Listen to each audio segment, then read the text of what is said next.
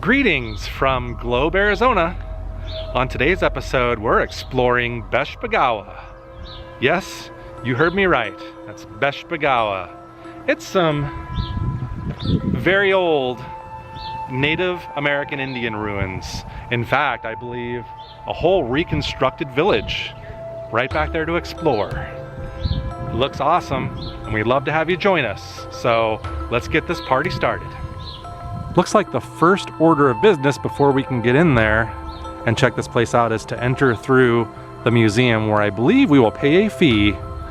And if you want to come visit, they clearly list their fees. It's $5 per adult, $4 for seniors, and children 12 and under are free. We entered the gift shop, paid our fee, and it was recommended to come in here and watch a 10-minute video to educate ourselves on this area.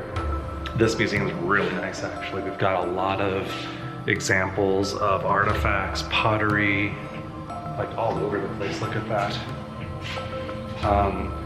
Yeah, the introductory video too was really good. It was about 10 minutes long, but it gave you a lot of great information.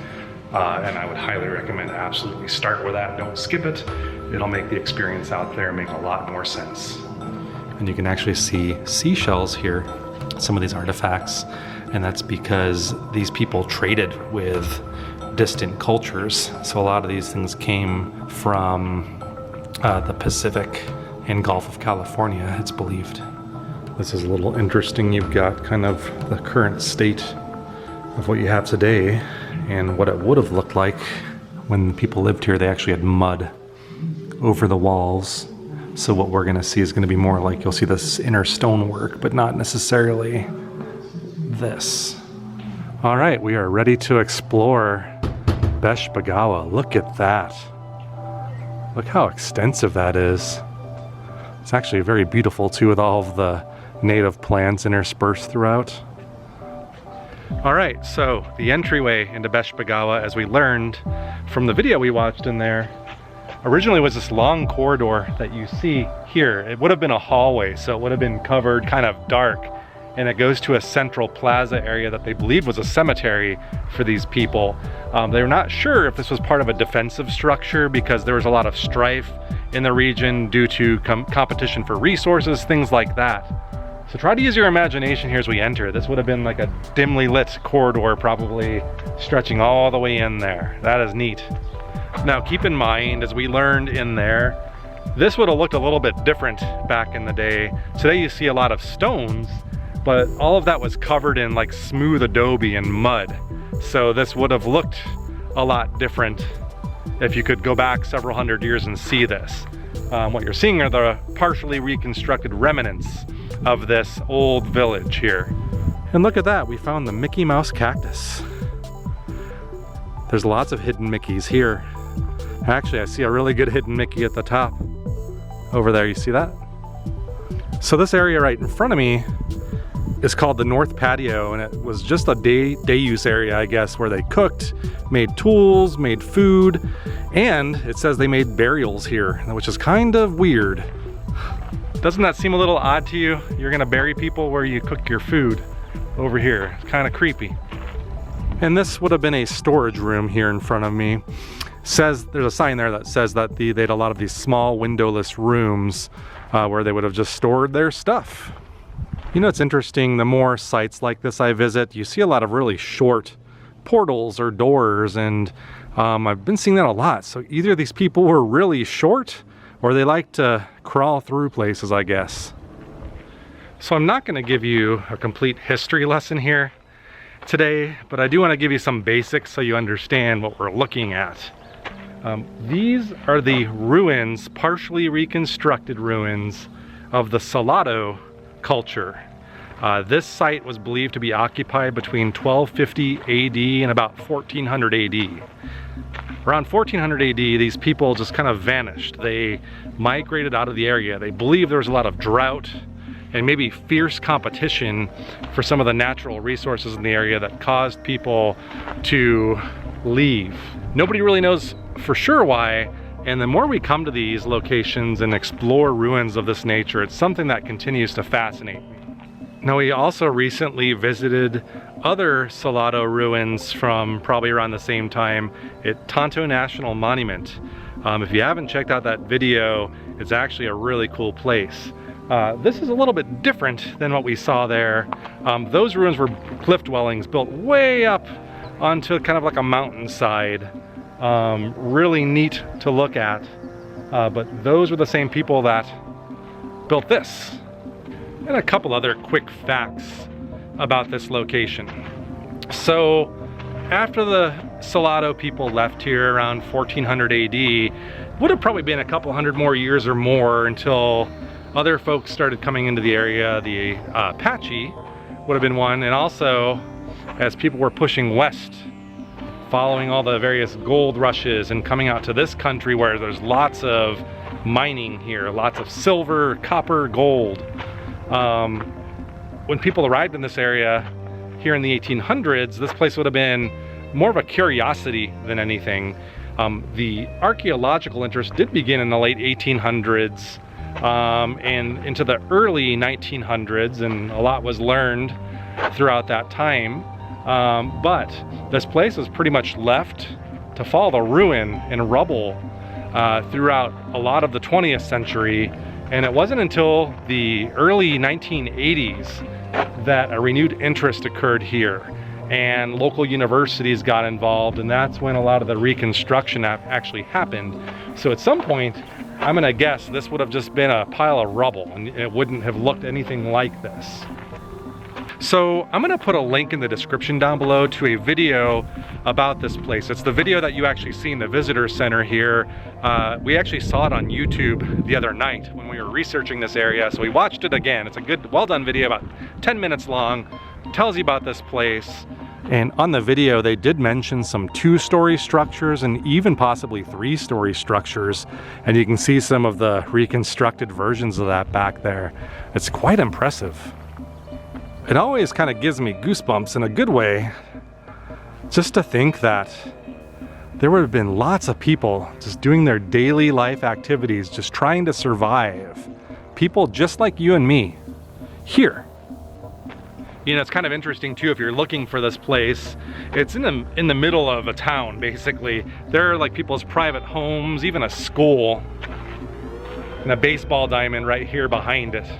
So it's kind of interesting where this place exists. Now, they did say in the museum, they have a model of what this place would have looked like. Some of the surrounding parking lots and other structures in the area would have kind of overtaken some of the original stuff. So this is not representative of the full size of this place. But yeah, this is something else. So according to some signage here, this was the first scientifically excavated Salado ceremonial site ever. It mentions this being a smoke room. There used to be turquoise in here.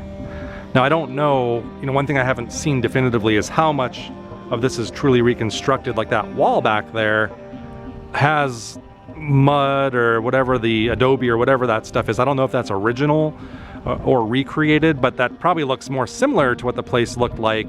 You could see rocks exposed through the wall there, but just try to imagine this place with like smooth tan colored mud or adobe on the outside of the walls, and that would give you an idea of what this place actually looked like. So this looks pretty neat. This is a typical room. Most rooms had no windows, only roof hatchways and sometimes a door. So it looks like the hatchways were used as entryways and smoke holes and the only source of natural light. So I'm guessing maybe they entered from the roof or something, maybe down a ladder. Maybe that's how they got in here. There was some note of this place may have been made as a defensive structure during a time of strife. So maybe having all these walls and things like that were part of the defense. This structure is really interesting. It's the 2-story structure. I think the only 2-story structure that's here now. Maybe it's even 3 stories, I can't tell yet, but looks like we can go in there. So let's go check this out. Oh, wow. This is something else. Look at the ceiling. Now I doubt that that's completely original. I could be wrong. but it's very reminiscent of what we saw at Tonto National Monument. You saw some of those ceilings like that with the wood. It's actually very cool in here. It's colder in here than outside. Significantly so.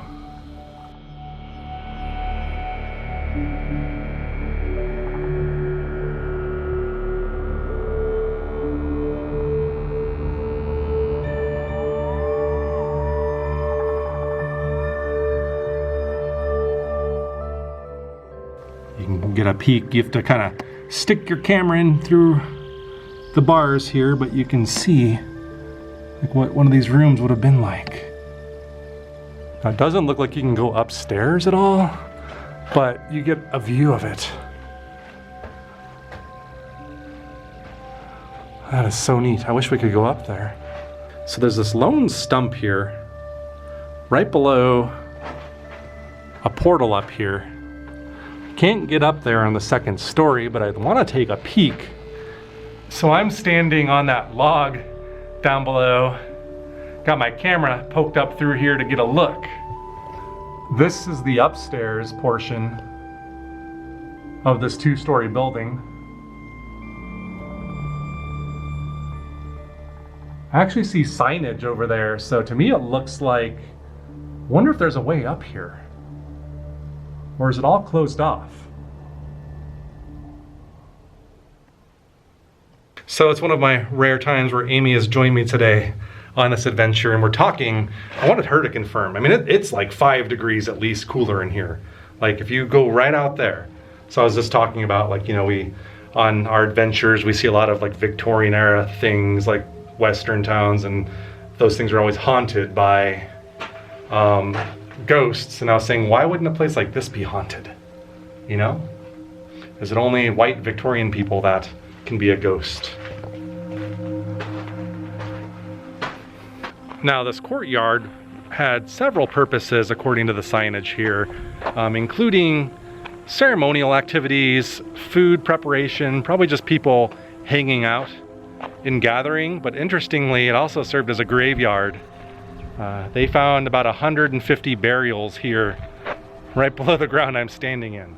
So, and this is the last I'm going to say about it, pretty much a graveyard here. This really cold building. Could it be? I don't know. You decide. So here in front of us, near the entry hallway, is a reconstructed room that's an example of what it would have been like for a typical family living here. So let's peek inside. You can see the walls in here.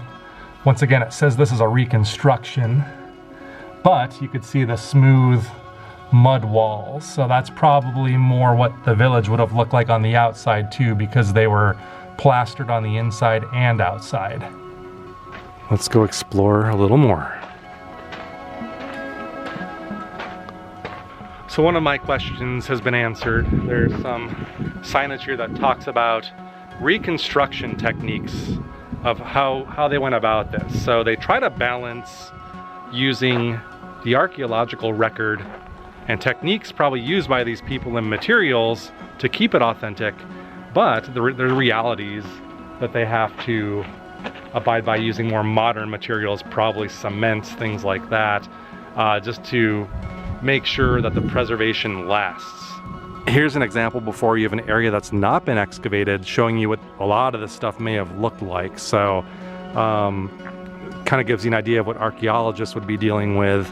They probably would just see rocks, like small structures here, and have to dig. So they end up something more like that, like you see behind you.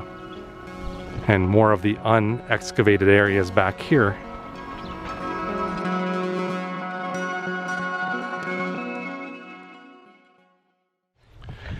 So I've lived in Arizona for not quite 20 years, but for a long time. And it really, quite honestly, wasn't until we started doing this channel and started researching places to visit that this place came on my radar. I'm almost embarrassed to say that I never heard about this, based on how neat this is. So if you're like me, maybe you live in Arizona, maybe you're traveling, This is absolutely a destination. The Globe area has lots of really neat things to see. This may top them all. So if you enjoyed this episode, please like, share, and subscribe, and look us up on social media at Facebook, Twitter, and Instagram. Well, we've made our thorough exploration of this place today, and we best be going. Yeah, I just said that. See ya.